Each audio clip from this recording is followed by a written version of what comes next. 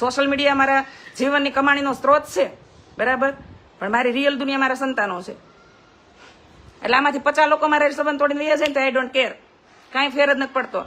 એટલે સારા ઘરની ઉત્તમ છોકરીઓને મારું લઈ ન જોઉં, કારણ કે એને મારા વિચારો નહીં ગમે, કારણ કે હું હશે ને એવું કહી દઈ.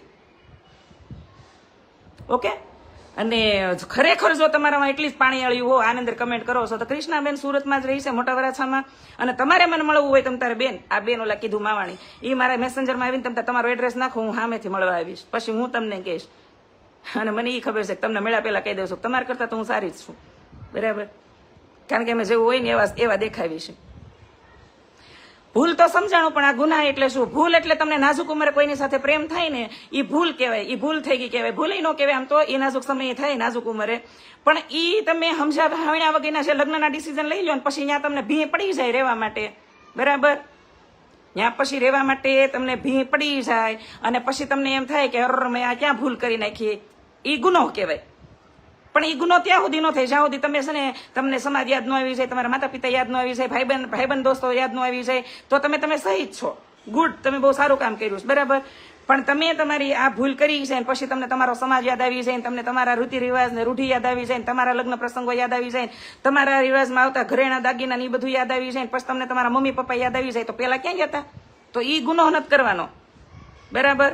લગ્ન જેવું ગંભીર ડિસિઝન છે ને બહુ વિચારીને લેવાનું કીધું છે, અને એ પછી કર્યા પછી એમાં પાછું નથી હટવાનું. ગમે એટલું ઘરમાં વેચાઈ જાય કે ઘરે ઘરવાળો જ્યાં સુધી જીવે છે ને ત્યાં સુધી એને હાવ કે ને કે એક માથાના વાળ જેટલું લેણું થઈ જાય તો મૂકવાનું નથી, બરાબર.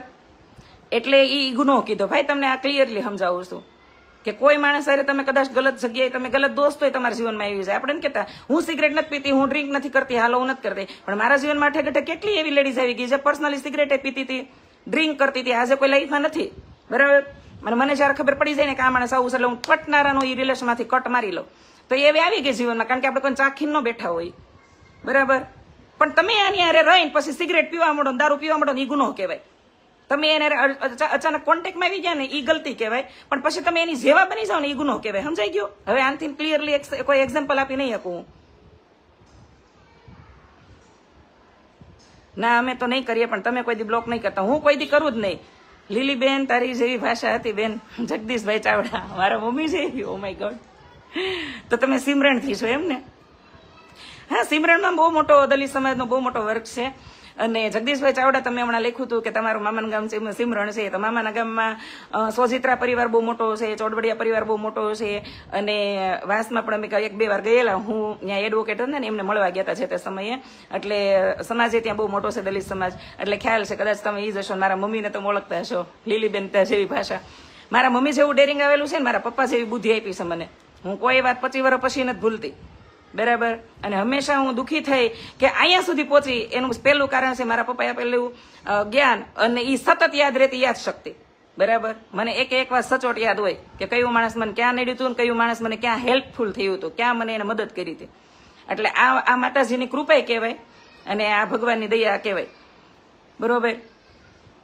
એટલે ગુનાહ કરવાના એવું ન હોય, ગુનામાંથી માણસ શીખે, ગલતીઓ કરવાની, ગલતીઓમાંથી માણસ શીખે, પણ ગુનાહ થઈ જાય ને પછી ભોગવવા પડે. તમારે તો ભોગવવા પડે, વાહે બીજાની કેટલાને ભોગવવા પડે. અને એક ભાઈએ કીધું છે કે તમારા સમાજમાં બીજા સમાજની છોકરીઓ આવે તો તમે કેમ કાંઈ નથી બોલતા? તો મને બીજાની તો નથી ખબર, પણ ઇન્ફ્લુએન્સર તરીકે આ સોશિયલ મીડિયામાં હું એક જ એવી લેડીઝ હશ કદાચ, રિયલમાં કોણ હોય મને નથી ખબર. અને અમારા રાજભાઈ છે જે સચોટ જ બોલી શકે છે, નહીં તો પાછા નામ લઈને બોલતા હોય છે. હું બને ત્યાં સુધી ટાળતી હોય કોઈનું નામ લઈને જાહેરમાં ન કહી શકું, પણ બને ત્યાં સુધી મેં મારા લાઈવમાં, મારા વિડીયો થ્રુ જે મને પહેલેથી ઓળખે છે એને બધાને પૂછી લેવાનું છૂટ છે કે મેં એના માટે વાત કરેલી જ છે કે તમે અધર સમાજની છોકરીઓને ઘરે લાવો છો, પવણાવો છો, તમારા છોકરાને વંશ વારસદાર માટે પવણાવો છો, કે લગ્ન કરવા ખાતર લગ્ન કરો છો, પછી એને ક્યાંય ભળવતા નથી. વરો પ્રસંગ હોય ઘરે, તમારે પ્રસંગ હોય તો એ બાઈઓને બિચારીને કે ઊભી નથી કરતા, એને અરે તમે ચોખ્ખો અન્યાય કરો છો, એને ખબર ન પડે કે એને ન આવડે એવું કરીને ધૂતકારો છો. તો આ ન કરવું, આના કરતા છોકરાને વાંઢો રહેવા દેવો, પણ કોઈ છોકરીનું દિલ ન દુખાવું, કારણ કે લાગણીઓ તો ગમે એ સમાજની દીકરી આવે આપણા ઘરે એને હરખી જ હોય, અને પ્રેમની તો ભાષા મૌન જ હોય. એ ગમે એ સમાજની દીકરી હોય એ ભાષા છે ને એ મૌન હોય. કોઈ દિલ દુખાવે ને તો એ અંદરથી હાય હો એટલી જ નાખે જેટલી પટેલ સમાજની દીકરી આવી હોય ઘરે નાખે. એટલે એ વાતે મેં કરેલી જ છે, બરાબર, હંમેશાની માટે. सूरत में क्या हुआ, क्या ये जो मैंने सुना है वो बात है? नहीं, सूरत में कुछ भी नहीं हुआ. तूने जो सुना है ना वो बहुत फेक है. કેટલો ઇન્ટરેસ્ટ છે કૃષ્ણાબેન, તમારી વાતનો ગૌરવ લેવા જેવો હશે કે જે લોકોને ખબર છે કે તમે બેફામ છો છતાંય તમારા લાઈવમાં આવીને કોમેન્ટ કરે છે. કાંઈ વાંધો નહીં કૌશિકભાઈ, મને કોઈ જાતનું ચિંતા નથી. તમને ખબર છે હું 5 વર્ષથી આમાં છું, 5 વર્ષથી આ 5-6 વર્ષ દરમિયાન મને કેટલા લોકો મળ્યા છે, કેટલા વાહિયાત લોકો મળ્યા છે વિચારો. એવું નથી કે કમેન્ટમાં જ કહી ગયા હો, રિયલમાં હોતે મને એટલા મેં સામના કર્યા હશે, એટલા બધા લોકો મને મળ્યા હશે. પણ મા ભગવતીની કૃપાથી જેટલી મને ધારદાર વાત અહીંયા કરતા આવડે છે ને એટલી ધારદાર વાત આંખમાં આંખ નાખીને કરતા રિયલમાં આવડે છે. બરાબર, કારણ કે મારા કોઈને વેવાઈ નથી બનાવવા, અને મારા વેવાઈ બનવાના છે તો ઈશ્વરે લખીને જ મોકલ્યા છે દીકરાને દીધા ને ત્યારે. અને વેવાઈ બનશે એને ખબર જ હશે કે હું આવી જ છું, કારણ કે હું એવી તો નથી જ કે તમારી દીકરીને તમારી દીકરીને અમારી દીકરીને જેમ જ હાચવશું, એ મારે કેવું જ નહીં પડે. કારણ કે જે મને ઓળખતા છે ને એને ખબર જ હશે કે કેવી આપણી દીકરીની હસવાશે એના ઘરે. બરાબર, હું દોગલા વણા તો ક્યારેય નહીં કરવું કે તમ તારે આપણે બધાને કહીને વહેલું નથી ઉઠવાનું, તમ તારે નિરાતે ઉઠશે, આપણે ક્યાંય વહેલું નથી જવાનું એવું દીકરીને વહુને કહે. અને પછી દીકરાને વહુની આદત પડી જાય 2 મહિના સુધી, પછી 3જા મહિને પછી પાછું ઓરિજિનલ રંગમાં નહીં આવી જાવ કે વહેલી ઉઠતી હોતો એટલું બધું મોડું થોડું ઉઠાય. અમે તો હાહી રહેવા ત્યારે 5-5 વાગે ઉઠતા. આ ઢોંગ હું નહીં કરું. હું પહેલેથી જ કહે કે 7-7:30 ઉઠજે તમ તારે, આપણે 5 વાગે ઉઠીને ક્યાંય નથી જવું, આપણે 10 વાગ્યા સુધી હોતું નથી રહેવાનું, પણ 7-7:30 ઉઠી જાય છે. બરાબર, અને કેવું જ નહીં પડે, કારણ કે એના ઘરમાં સંસ્કારીમાં હશે ને તો એને સંસ્કાર આપ્યા જ હશે. એટલે આવા ડોગલા વેડા ઢોંગ ને એવું મને બહુ આવડતું નથી. આજ મારી એક ઓળખ છે. બરાબર, કે હું જેવી અહીંયા છું ને એવી અંદરથી છું ને એવી રિયલ છું ને બારે છું, બધી એક જ જગ્યાએ હરખી છું. અને ન બોલે તો આપણે કઈ જરૂરી નથી. અને એટલા વર્ષોમાં એટલા સંબંધ પીટા પછી ખબર પડી જ ગઈ છે કે આપણો દુશ્મન બહાર કોઈ છે નહીં, આપણો દુશ્મન આપણો સ્વભાવ છે, કે જે આપણે જેવું હોય એવું કહી દઈશું ને એના લીધે આ બધું થાય છે. અને હવે આ સ્વભાવ તો મરી ત્યારે જાય. અને મને સંબંધ તૂટ્યા આજ સુધી કોઈ દુઃખ જ નથી લાગ્યું. હું તો અમુકની રાજી થાવ સારું આ સંબંધો તૂટ્યા તો એટલો ભાર હળવો. આમાં પણ જેની પ્રગતિ હોય એના તો દુશ્મન ઘણા હોય. મારા તો મીઠા દુશ્મન એટલા જ બોલો, હું એને ઓળખતી ન હોય એની મને દુશ્મન માની બેઠા હોય. હમણાં જેવું નથી થયું. હમણાં થોડાક દિવસ પહેલા જ એવું થયું હતું કે મેં એક ભાઈને હું સમજાવવા ગઈ, એ ભાઈ મારા માટે પોસ્ટ લખી નાખી હતી. પહેલી વાર પોસ્ટ લખી નાખી હતી, મેં જાતા કરી દીધા કે કાંઈ વાંધો નહીં હાલો, એને માફી માંગી લીધી, ડિલીટ કરી નાખી. બીજી વાર પોસ્ટ લખી પછી મેં રૂબરૂ જ મળવાનું વિચાર્યું કે લાઈ તો આને દુખાવો શું છે, પેટમાં દુખે છે ને માથું પકડે, આપણને કઈ મજા આવે નહીં. રહી છે સુરતમાં ને એ સુરતમાં છે, આ રોજ પણ પોસ્ટ ને ફોન રમે. તો સીધી ગાડીમાં હારી મારી મૂકી મેં કતારગામ બાજુ. પછી બોલાય હોય એને એક પત્રકાર હતા ને એના ઓફિસે, મેં હું તમને પ્રોબ્લેમ હું મારાથી તો કયો મેં તો મને ખબર પડે કે મેં તમને ક્યાંય રાણા કાણા કઈ નથી દીધા. મને તો યાદ છે કે હું તમને ઓળખતી જ નથી. મેં તો તમે મારા માટે આવી પોસ્ટ હું કામ લખો છો એમ.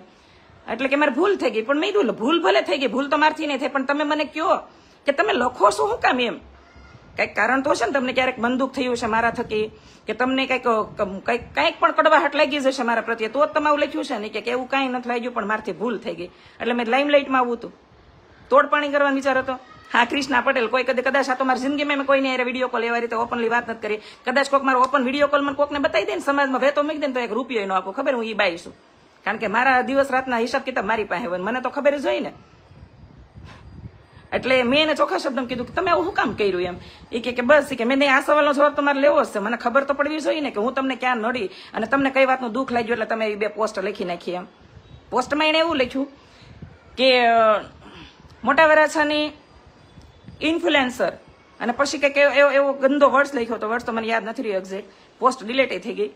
અને મારી બેનપણીએ મને મોકલી કે એને કોઈક પૂછો કે 4 વર્ષ પહેલા તો તમારે ખાવાના કે ખાવાની ખીચડી હારી નહોતી, તો તમે 3 વર્ષમાં 2 ફ્લેટ ને ગાડી ને બધું ક્યાંથી થઈ ગયું એમ. એને આવકનો સ્ત્રોત કોઈક પૂછો. એટલે મેં એને કીધું કે આ મારું મોબાઈલ, આની અંદર આવકનો સ્ત્રોત જોઈ લો, સોશિયલ મીડિયાની કમાણી જોઈ લો અને સ્ત્રોતે જોઈ લો. બરાબર, આ સ્ત્રોત જોઈ લો. અને આજ સુધી જો કોઈ પણ ભડનો દીકરો